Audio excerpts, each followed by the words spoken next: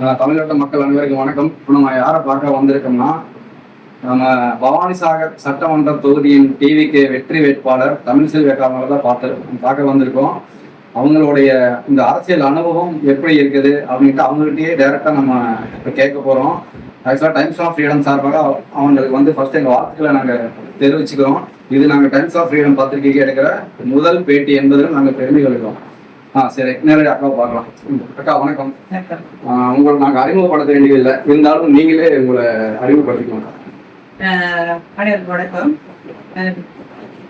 ஆக்சுவலா என்னன்னா, அவர் சொன்னது போல வெற்றி வேட்பாளர் இல்லை, சட்டமன்ற உறுப்பினர், தளபதியினுடைய போர்ப்படை தளபதிகள் நானும் ஒருத்தி. நான் வந்து வேட்பை தமிழ்செல்வி.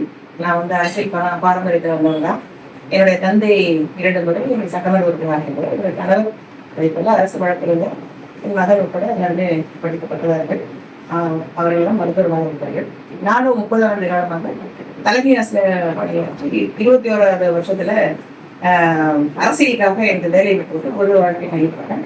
இப்ப தளபதி அவர்கள் வந்து எனக்கு இந்த வாய்ப்பினை வழங்கி பவானிசாகர் என்ற மிகப்பெரிய தொகுதியை எனக்கு கொடுத்து மக்களுக்கு சேவை செய்ய வேண்டும் என்று என்னை அனுப்பியிருப்பேன். நானும் வெற்றி பெற்றிருப்பேன்.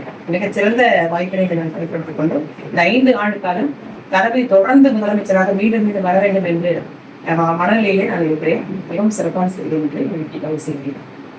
அந்த ரிசல்ட் அன்னைக்கு ஃபர்ஸ்ட் வந்து மாற்று கட்சி தான் முன்னிலையில் வந்துட்டு இருந்தது. அப்போ அந்த நேரத்தில் உங்க மனநிலை என்னவா இருந்தது? நான் ஜெயிச்சுவேன்னு எனக்கு நல்லா தெரியும். ஏன்னா மலைப்பகுதி பொதுவாக வந்து கொஞ்சம் குறைவா, இந்த மாதிரி நாங்கள் அதிகமாக தான் வாக்களிட்டு இருக்கோம். நான் ஒரு சாதாரண தமிழ் செல்விக்காகவோ அல்லது மற்ற யாருக்காகவும் அந்த வாக்கு விலகலிக்கணும். அது முக்கியமான வந்து தளபதியோட முகத்திற்காக இருக்குது. அங்க வந்து மலைப்பகுதியா இருக்கா, அங்கங்க இருக்கனால இந்த ஆன்லைன் ஃபெசிலிட்டிஸ் எல்லாம் இல்லாதனால தளபதி தெரியாம இருந்துருக்கலாம். அதுவும் குறைவா இருக்கு. எனக்கு நிச்சயமா நான் ஜெயிச்சுன்னு எனக்கு தெரியும். சத்திய முகத்துல இறங்க பாத்தீங்கன்னா நல்லா தெரியா விஷயம். மிக மகிழ்ச்சியாக நான் நினைக்கிறேன். நாங்களே அந்த நியூஸ் எல்லாம் பார்த்துட்டு இருந்தோம். இப்போ நீங்க வந்துருவீங்கட்டு எங்களுக்கு ஒரு நம்பிக்கை இருந்தது. நீங்க ஜெயிச்சிட்டீங்க அப்படின்னு உங்களுக்கு அதிகாரப்பூர்வ அறிவிப்பு வந்தோம்னா உங்க மனதில் எப்படி இருந்தது? அது இது வந்து ஜனநாயகத்துக்கும் பணநாயகத்துக்கும் ஏற்பட்ட ஒரு தேர்தல்னா வச்சுக்கலாம்.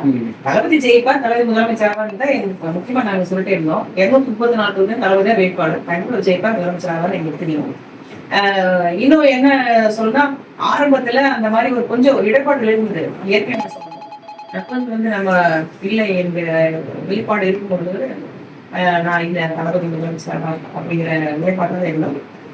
மிகச்சிறப்பாக வந்து வெற்றி பெற்றா நாங்க எப்படி இருக்கணும் இருந்து நீங்க கேட்குறீங்க. அப்படி மனநிலை ரொம்ப சிறப்பா இருந்தது. சட்டமன்ற